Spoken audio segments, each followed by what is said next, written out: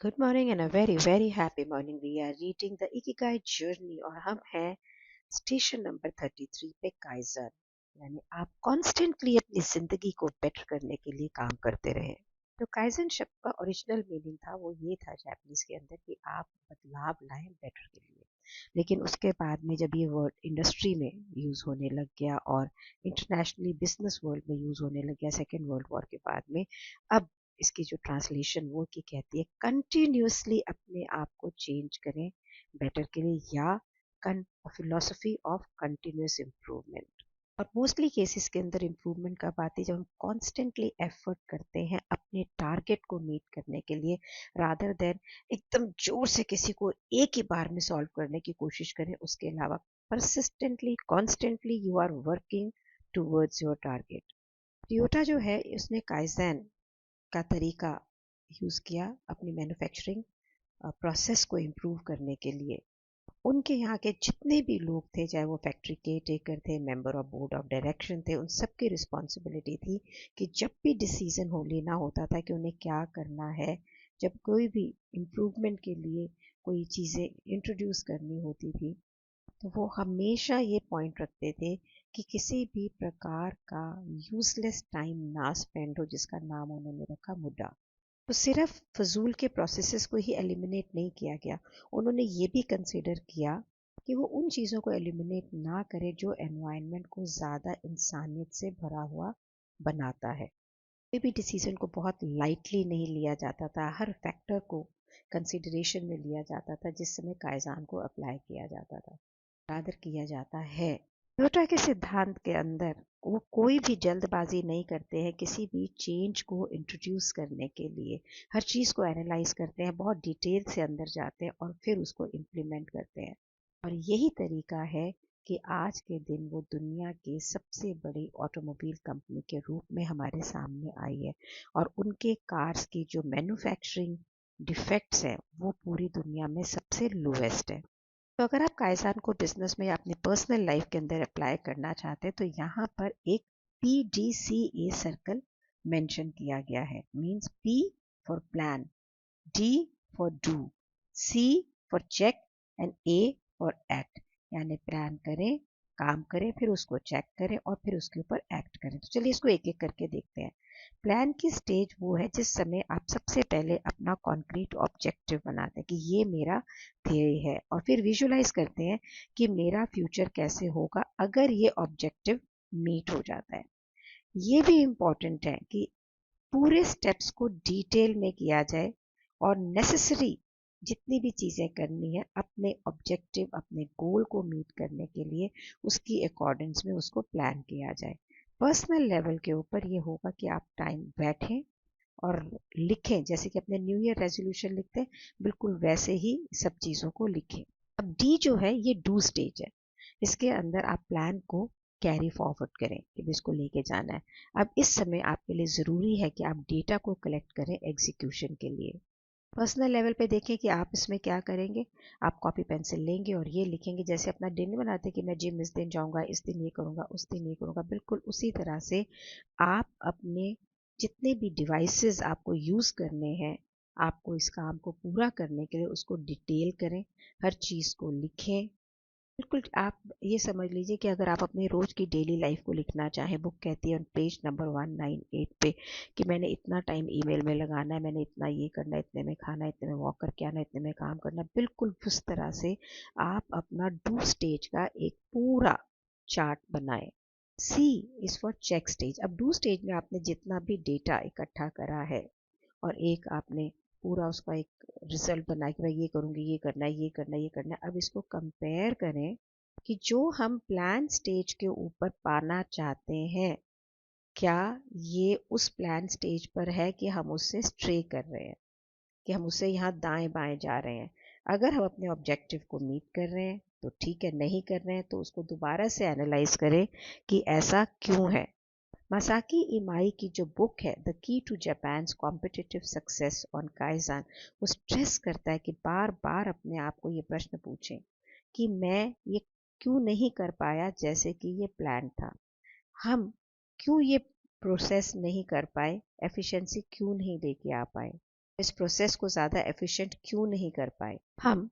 हमने एक न्यू मतलब पर्सनल लाइफ में एक रेजोल्यूशन बनाया कि हम रोज जिम जाएंगे, और हम 15 दिन गए और उसके बाद में हमने जाना भी बंद कर दिया। इन क्वेश्चंस को आप अपने आप को अलग अलग ढंग से पूछ सकते हैं कि क्या है यहाँ पे, क्या कहना चाह रहा है राइटर, कि वाई पार्ट, क्यों जो है ना ये प्रश्न, ये अनकवर करेगा आपके रियल रीजन को, प्रॉब्लम की जड़ तक जाएगा, ये जानेगा कि जैसे आपने प्लान किया वो काम क्यों नहीं किया। अब आप आते हैं ए यानी एक्ट स्टेज के ऊपर। अगर आपका डी यानी डू बढ़िया से काम किया तो आप उसे चेक कर सकते हैं सी स्टेज पे, जिसमें हमारी चेक स्टेज थी, और फिर उसके ऊपर एक्ट कर सकते हैं according to what you have plan on do में, आपने जो भी डी में प्लान किया था। अगर चीज़ें ठीक नहीं निकलती हैं डी स्टेज में तो आपको यहीं पे एडजस्टमेंट बनानी है। रियल लाइफ से एग्जाम्पल देता है कि आपने ये सोचा कि आप हर रोज सुबह आधी घंटा पियानो बजाएंगे, ये आपने किया प्लान स्टेज में।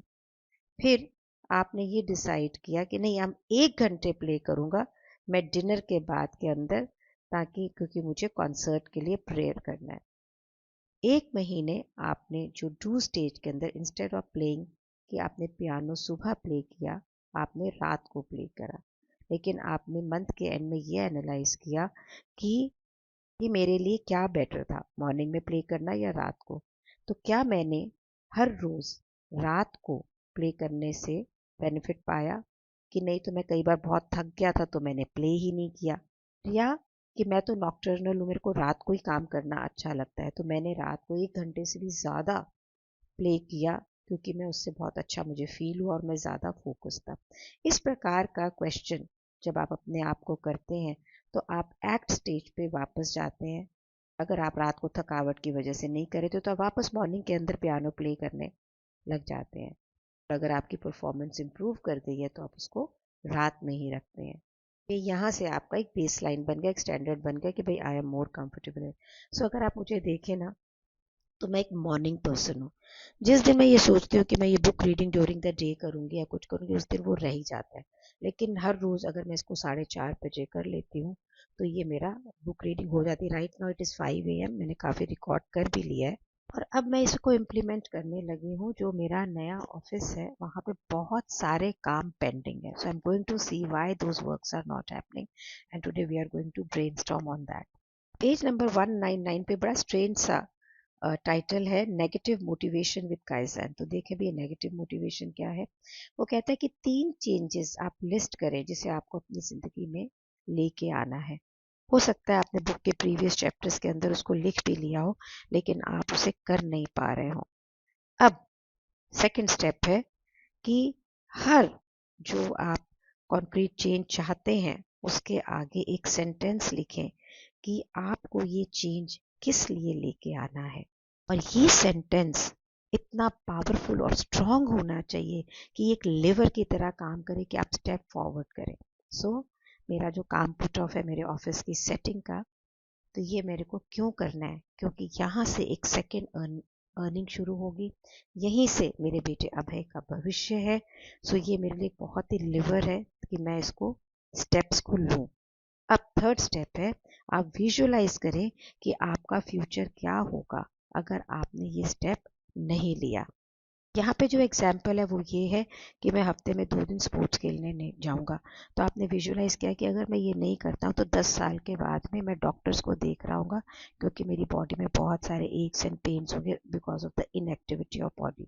मैं अगर विजुअलाइज करती हूँ कि मैंने उस बिजनेस को इस तरह से नहीं ठीक करके ग्रो किया तो एक अच्छा खासा ब्रांडेड बिजनेस खत्म हो जाएगा, और फैमिली की इनकम में भी फ़र्क पड़ेगा, उसके फ्यूचर में भी फ़र्क पड़ेगा।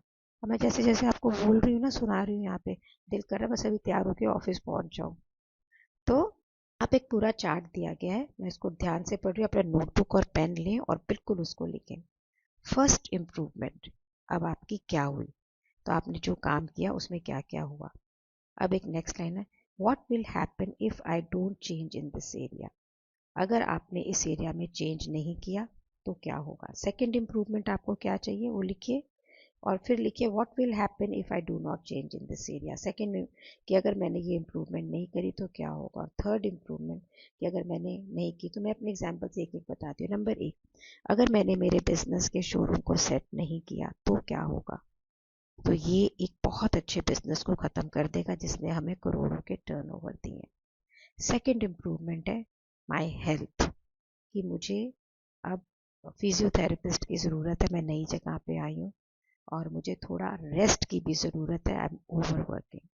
तो अगर मैंने इस एरिया को चेंज नहीं किया तो at the age of 63 I will become 73, that's for sure.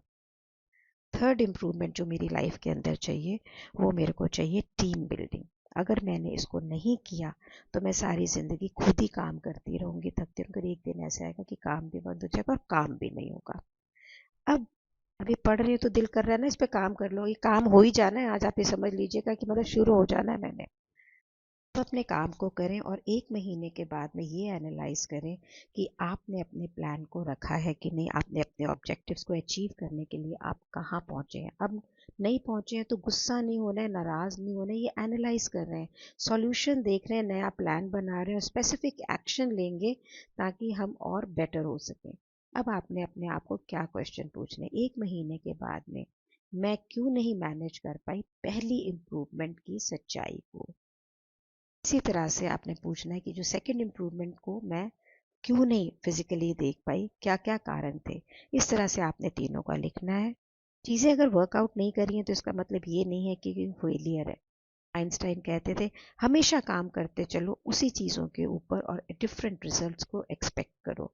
अगर आप सेम चीज़ें करोगे तो चेंज कभी भी नहीं आएगा। ये हम ह्यूमंस इस ट्रैप पे हमेशा फंस जाते हैं कि हम उसी चीज़ को बार बार करते रहते हैं। हमें चीज़ों को डिफरेंटली करना होगा। I think it's a wonderful lesson today. तो मैं आज अपने सारे लिखने वाली हूँ कि जहाँ जहाँ मुझे इम्प्रूवमेंट चाहिए पहले लिखूंगी, अगर नहीं किया तो क्या होगा। और उसके बाद में जो इन्होंने हमें पूरा एक सर्कल बताया है, that is PDCA, plan, do, check and act, उसको मैं डेफिनेटली इम्प्लीमेंट करूँगी। आप करेंगे कि नहीं मुझे ये बताइएगा। And thank you so much for being in my life. Thank you so much.